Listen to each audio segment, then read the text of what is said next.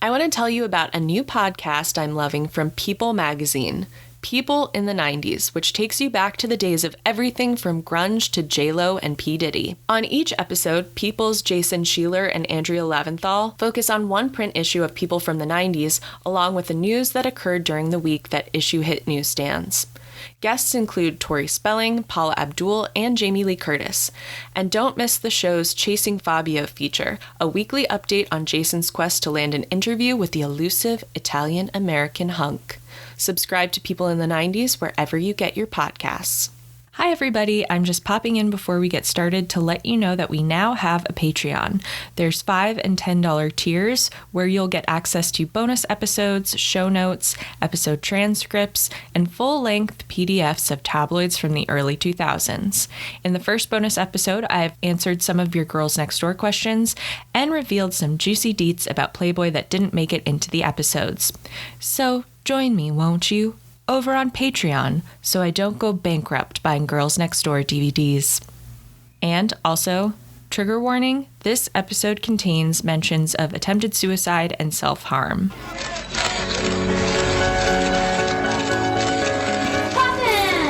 Bunny. It's like a dream come true. It's like living a dream. Hi, honey. I mean, it's not funny. But I mean, it does beg the question, what has gone wrong with young Hollywood? Honest to God, what is the problem?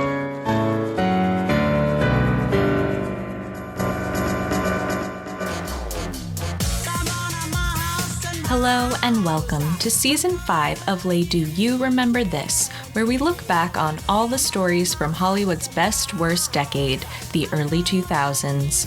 A time in history when America found out that with a trust fund, a sex tape, and a dream, you too could become a star. As always, I'm your host, Dara Lane. We resume our story of the girls next door in April of 2004. Holly and Bridget had already proven themselves to be standout members of Hugh Hefner's ever-rotating roster of girlfriends. They were the only two that elected to have sex with him outside of designated orgy nights. Unlike the other girls, they enjoyed watching old movies with him and appreciated hanging out with his elderly friends. Despite the harmony the three of them could have lived in together, Bridget and Holly knew that they wouldn't be enough for Hef. If they wanted to convince him to get rid of the remaining girlfriends that they hated so much, they would need someone to join forces with who possessed the strengths that they lacked. And one day, the answer was dropped in their Brazilian waxed laps. My name is Kendra Wilkinson, and I'm from San Diego, California, and I'm 19 years old. Like Sailor Moon's wand, Holly and Bridget possessed formidable powers on their own, but with Kendra, their silver crystal, they could become unstoppable.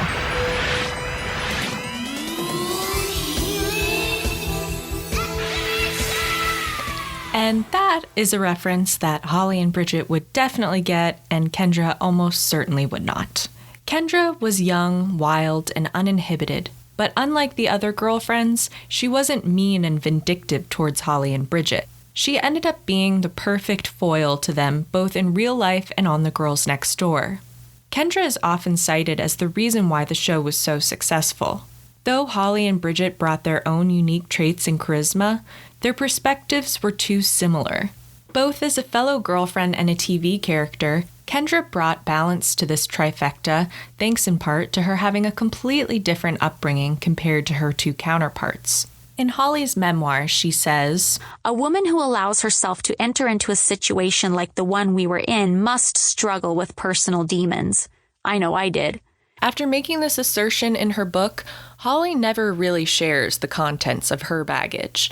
In Kendra's memoir, Sliding Into Home, she shares. Her baggage is on full display. She might as well be in the middle of the Southwest Terminal, crouched over her 2 free-checked bags, redistributing boots and curling irons, trying to keep them under 50 pounds. So, let's start from the beginning and rummage through the dirty laundry in Kendra's suitcase like we're a pervy TSA agent.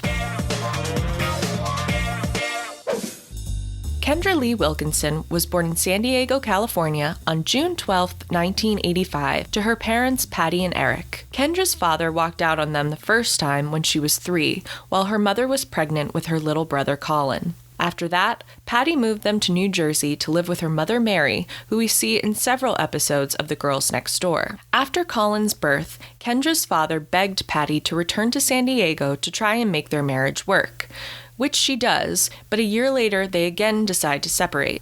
This time, though, Eric decides that he wants custody of his daughter. Here's a clip from Kendra's True Hollywood Story. I think when I was about 5 years old, I was outside playing, and I remember my mom and dad were arguing a little bit. They were putting the pressure on me, like, who do you want to live with? And I was just like, I don't know. I didn't want to hurt anybody. If I say her, then I'm going to break his heart. If I say him, I'm going to break her heart. What do I do? This was like the hardest decision of my life. I was like, Mommy, stand over here. Daddy, stand over here. And I'm going to walk on this crack, and whatever side I fall on, I'm going to go with. And of course, I purposely went with my mom. I wanted my balance to be the blame of who I went with, not, my heart. So I blamed it on my balance, but, inside I knew it was my mom I wanted to be with. As far as custody arrangements go, making your 5-year-old decide which parent they want to live with isn't quite as bad as splitting your identical twins up at birth and never telling them about each other until they meet by happenstance at summer camp. But it's still pretty bad judgment, something that Patty Wilkinson would prove to have in spades. When Kendra was 6, Patty's parents, who were actually divorced themselves, both decided to move to San Diego to help raise their grandkids. Eric drifted in and out of Kendra's life for a bit, but soon after he disappeared completely. It's also around this time when Kendra began playing soccer. Every kid copes differently with their parents fighting and all that. I think it was about a year after my dad left. That's when I found real happiness, and that was soccer. Soccer was a way to relieve my pain inside, and to take it out, just like, ooh, kick that ball as hard as I can. Her love of soccer wasn't enough to keep Kendra in line, and by middle school, her behavior changed dramatically and she started getting into trouble. And not like regular teen trouble, like sneaking the occasional ciggy or Bartles and James wine cooler. We're talking San Diego trouble. Real deal trouble. The kind of trouble that drives a parent to beg, Maury Povich, help me tame my wild teen. At 13, Kendra began hanging out with a group of 20-year-olds who lived in her apartment complex, who I suppose had nothing better to do than contribute to the delinquency of a minor in the same way someone surely did to them when they were a child, either subconsciously or consciously. Either way, they introduce her to sex, alcohol, and drugs. I was about 13 at the time, and there were some people that lived in the apartments that I liked to hang out with, and all of a sudden they broke out this white stuff. In my mind, I was like, what's that? Is that cocaine? I was like, all right, whatever. So I did it, and I started feeling this big ball of chalk go down my throat, and I was like, what is this? This is so gross. Ew. So after that, I actually started feeling pretty good. So that was the start of my drug days. Kendra started doing drugs all the time and skipping school, because why go to math class and solve for X when you could just do X, When Kendra actually showed up for school, she didn't just numb out in the back row. She made her presence known, like the showman she is, like when she came to class in a bathing suit. It's bikini day at school, Kendra said to her mother as she left the house one morning. But before Patty realized there would never be a school-sanctioned bikini day, Kendra was already gone. All the kids laughed when they saw me in the bikini. I loved it. The school obviously had a dress code, and as it turns out, bikinis were not acceptable. I knew the rules. I didn't like the rules, so I made my own. This stunt earned me strike one. Later, I was assigned a how-to school project. We had to teach the class one of our skills, so I brought in a baseball bat to teach the class how to play softball, because even though I was doing drugs, sports were still my strength. But my walking down the hallway with marker all over my body, my hair out of control, baseball bat in hand, freaked out some of the adults. Some of the other kids were scared too. I was a total psycho, and I loved when people were scared of me. As I walked to class, a teacher came up to me and nicely asked about the bat. She could have yelled and dragged my ass to the principal's office, but she was sweet. I was not. I yelled and screamed that the bat was for a project and nearly threw it at her. It took 3 teachers to settle me down. Strike 3 came when Kendra was caught bringing alcohol to school, and just before summer vacation, she was expelled from 7th grade. Patty was at a loss as to what to do with Kendra, and sometimes that meant just doing nothing, like the summer when Kendra took acid right before she had to play in a soccer game. She says in her book, quote, "My mom drove me to the game, and during the car ride, the acid kicked in. Things that usually didn't move were moving, and things that should have been moving fast, like other cars, seemed to be moving really slowly. Once the game started, things got even worse. At one point, the ball went out of bounds, and I was supposed to throw it in. To this day, I'm not sure if I ever actually threw the ball onto the field. I just remember picking it up and staring at it, amazed at all its beautiful black and white dots. My mom was at the game, but she didn't yell at me or punish me. It's hard to say if she just didn't realize I was on drugs or if she pretended she didn't know to make herself feel better. Either way, she kept quiet. I think she knew I was in trouble, but she was getting tired of yelling at me and trying to control me." For the 8th grade, Kendra attended a special school for troubled kids and graduated by the skin of her teeth. She was admitted back to public school for 9th grade and quickly fell into another crowd of older teens where things got even more dangerous for Kendra. By 14, she was doing crystal meth and dating a 19-year-old named Tony when he got arrested while they were together. Though all this drug use and risky behavior was meant to subdue the pain she felt over her absent father and who knows what other kind of trauma, it eventually caught up with her when she went into a deep depression. Ended up, becoming suicidal. And I started cutting myself. I had so much pain that I just wanted to die. And I was trying. It wasn't that I was trying to die. It was like the pain took away from my pain inside. One day, Patty got a call from Kendra's school saying that she'd taken a bottle of pills in a suicide attempt, which resulted in Kendra being sent to a mental hospital for 2 weeks. Over those 2 weeks, she was never allowed outside and was put into a padded cell, and at one point, she swallowed an entire tube of toothpaste after another teenage patient told her it's a viable way to kill yourself. When she was released, Kendra ran away from home to go live with her new boyfriend, a drug dealer named Mario. While Mario worked a construction job during the day, Kendra would pick up the slack and fill Mario's outstanding orders from their apartment. Sorry, that makes it sound like she was stuffing Stamps.com envelopes with LuLaRoe leggings or something, but really it was just a 15-year-old selling drugs while home alone with God knows what kind of riffraff. Kendra had dropped out of school and her family hadn't seen her in months. Patty and Kendra's grandparents were so desperate to help her that they even called on her estranged father, Eric, to intervene. The plan backfired, though. After agreeing to meet with him, Eric walks right past Kendra, not recognizing the daughter he hadn't bothered to see in years. This heartbreak sends her on a bender that results in her hitting bottom. Mario had a bunch of people over to his house and we were all doing lots of coke. Line after line, I just kept going. Like I said, I usually knew my limit and stopped myself when I hit it because even though I was a druggie, I was still fearful of something bad happening. But that night, for no real reason other than the fact that I just stopped caring about life, I threw caution to the wind and kept doing more and more. Brittany was there, and she and some of our other friends were telling me to stop. I didn't want to listen. My nose started bleeding, but I just wiped the blood away and did another line. I was out of control. My eyes started rolling back in my head, and everyone started freaking out. Brittany screamed, but she was the only one who really cared about me.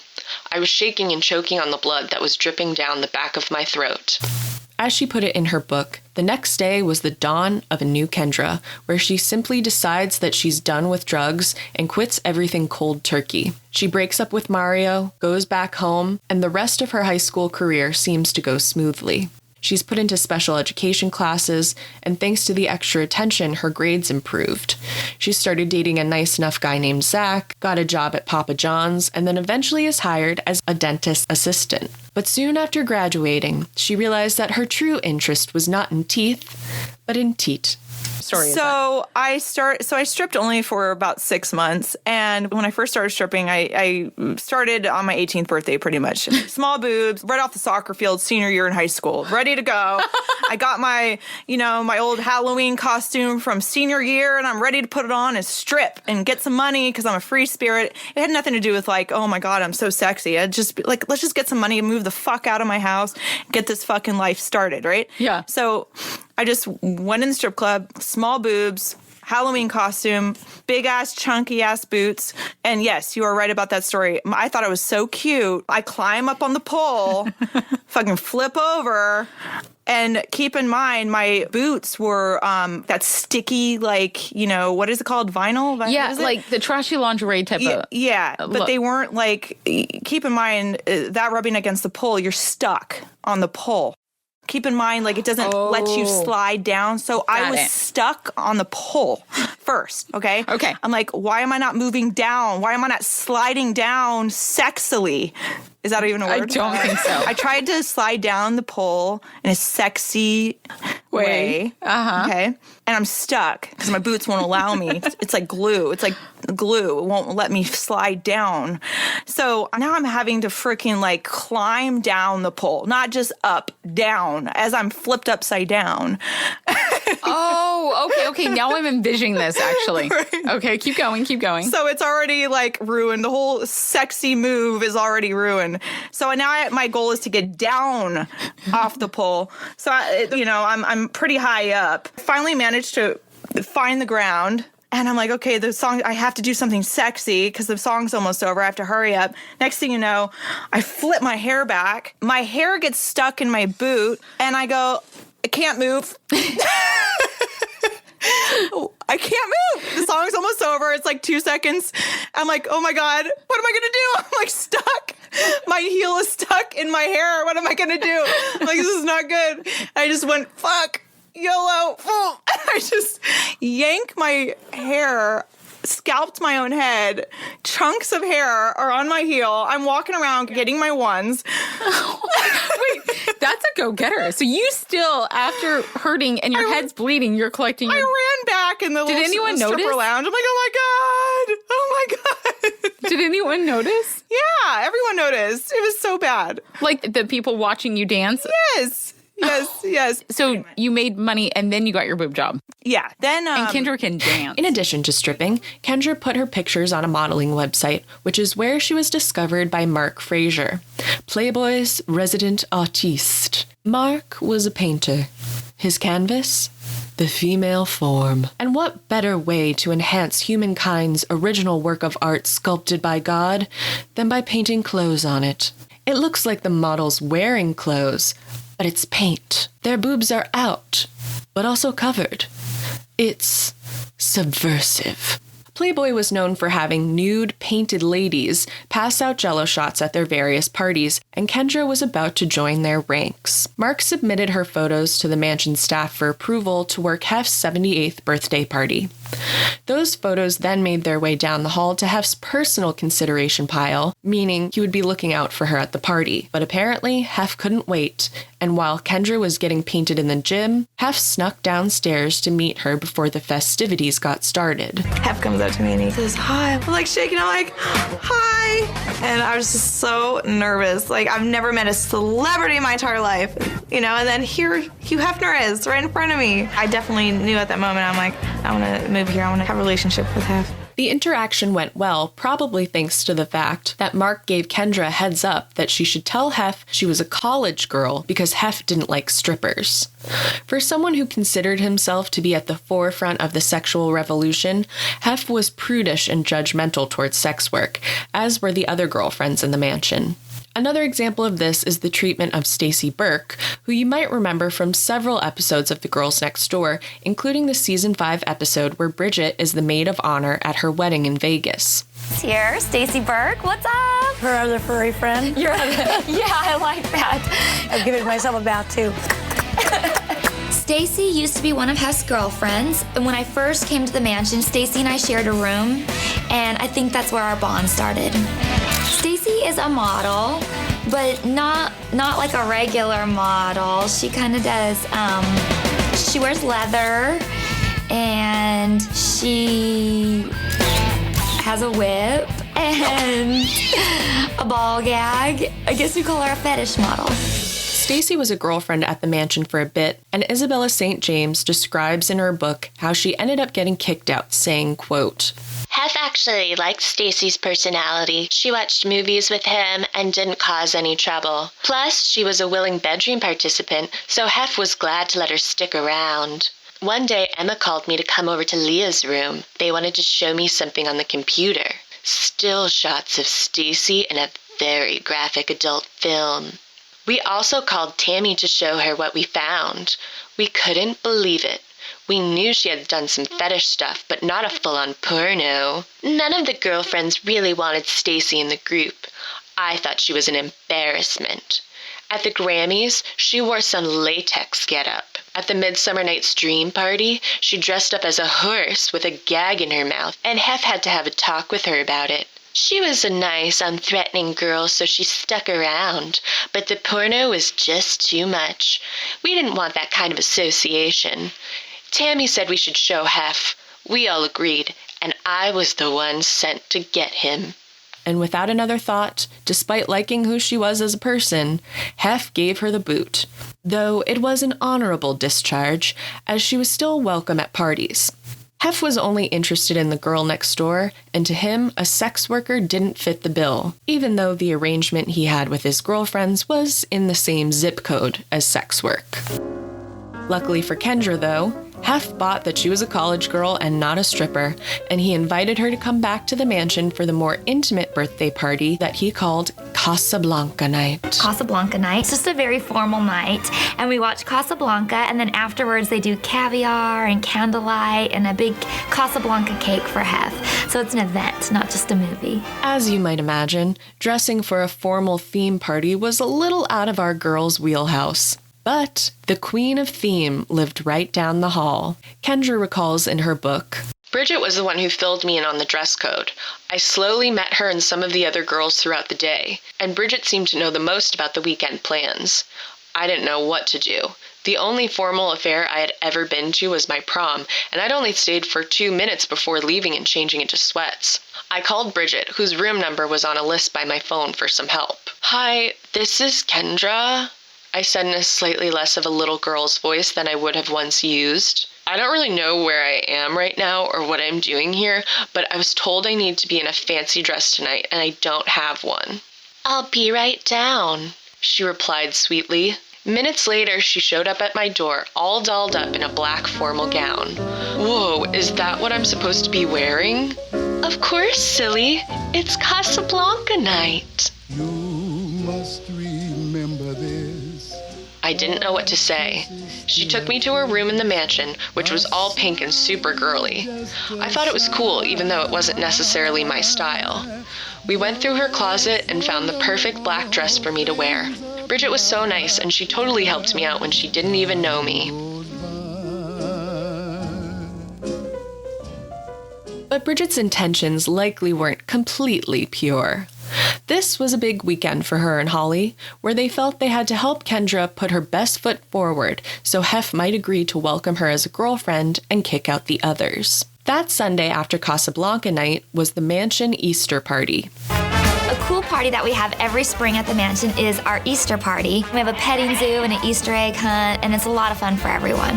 Wednesday. Happy Easter! How are you? The family portrait!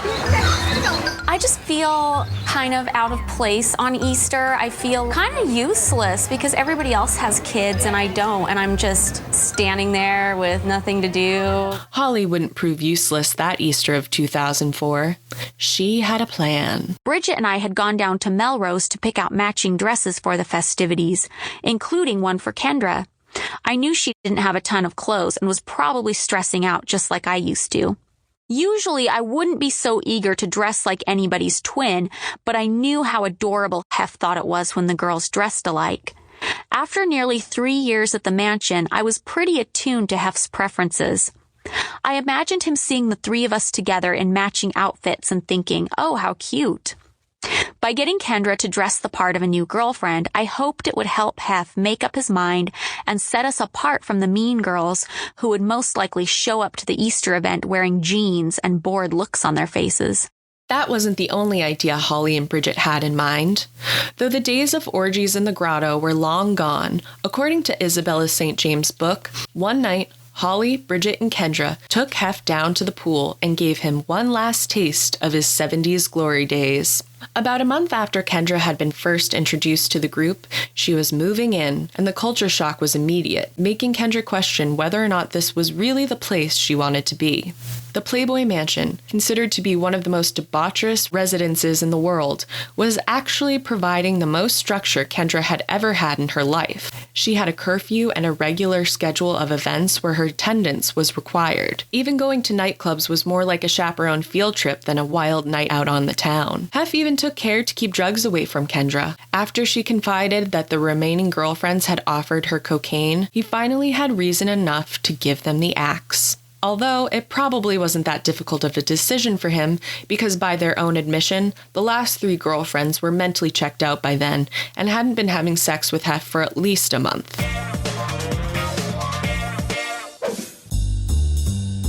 At long last, Holly and Bridget got what they wanted, a happy little family of 4. The harmony wouldn't last long, though, and the dissonance between Holly, the goody-goody, and Kendra, the rebel, would facilitate a feud that would span the next 2 decades. But we'll get into that in our last 2 storytelling episodes of this series. Do You Remember This is researched, written, narrated, and edited by me, Dara Lane, with assistance by Anna Tulenko and Rowan Hull. If you aren't already, please subscribe on iTunes or Spotify and leave a rating and review. You can follow updates on the pod on Instagram and Twitter, stream our early 2000s Spotify and Apple Music playlists, and download some Les Deux-inspired coloring book pages. You'll find those links on the show's Instagram. And please, if you like the podcast, share it. Tell your friends. It's true what they say. It takes a village to make me famous. If you have any questions, comments, or show suggestions, please email ladydoyourememberthis@gmail.com. So, you're invited to come back next week. We've got a table, and I've put you on the list for Lay Do You Remember This.